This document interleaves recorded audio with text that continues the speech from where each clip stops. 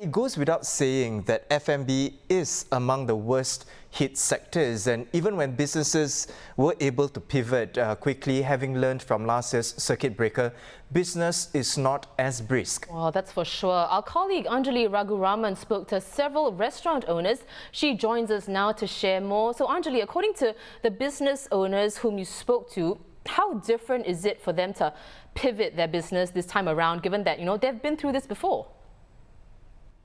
Yeah, definitely. This time around, it was slightly easier to, get their delivery and takeaway models up and running because they already have had a bit of experience doing it during the circuit breaker last year. But the issue this time around mainly was the fact that they only had 1.5 days essentially to do it, and the announcement that phase 2 heightened alert was coming into play came out on a Friday, and most suppliers are closed on Saturday. So a lot of them had to scramble for not only packaging, takeaway packaging, and food stocks to last the week, and then also have to pivot their menus to a takeaway friendly model. Yeah, there were definitely a bunch of challenges the moment the announcement came out. The two main profiles in your story are owners who opened second businesses barely 2 weeks ago.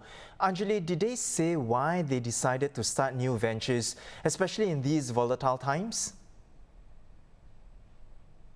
Yeah, it's two very different cases, but yeah, the stories are quite parallel. So in the case of Asador, the owners also run next door Spanish cafe in Siglap, and they opened just slightly before the circuit breaker last year and went through the most challenging times, but they came out of it and they built their core audience very strongly. And then they decided that, we have a captive audience in Singapore, let's take advantage of it. So that's why they sped up, moved along with opening Asador in another Spanish restaurant in Joo Chiat, and they opened like we mentioned 2 weeks ago, and now they are back under lockdown conditions. As for Low Tide, which is run by the same people behind Sago House, which is a dive bar in Chinatown, it was a case of the location becoming available.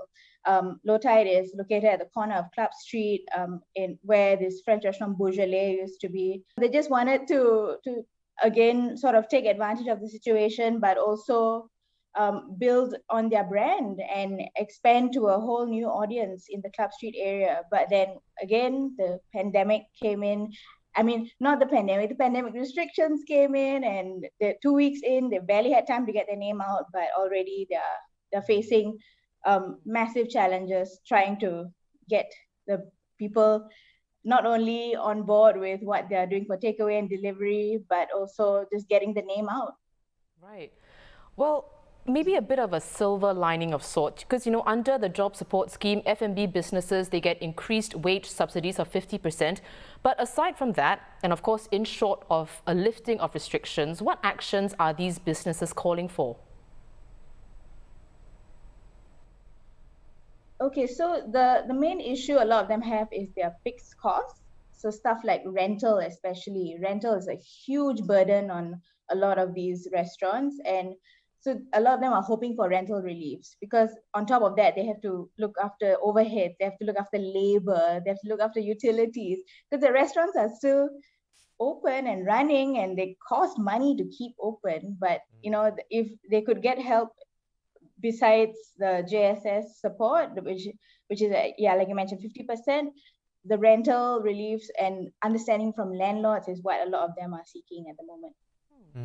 Now, I've seen ground-up efforts on social media encouraging people to keep buying from hawkers, especially the older ones, to help them tide over this period. Anjali, what are the hawkers saying? How can they survive? Okay, among the hawkers, the ones that are the worst affected are the elderly ones, and who don't have access necessarily to a marketing team, a social media presence, or even some of them don't even know how to get on delivery platforms. So there have been a lot of ground-up efforts, like on Instagram pages, even Facebook pages, where people are consolidating, like their favorite hawker stalls run by elderly people. Even KF Sito is doing his like Singapore tour of some of his favorite hawker stalls. So it's going to be an uphill climb. I mean, there are going to be people who fall through the cracks for sure, but it's quite encouraging to see how people are rallying behind them.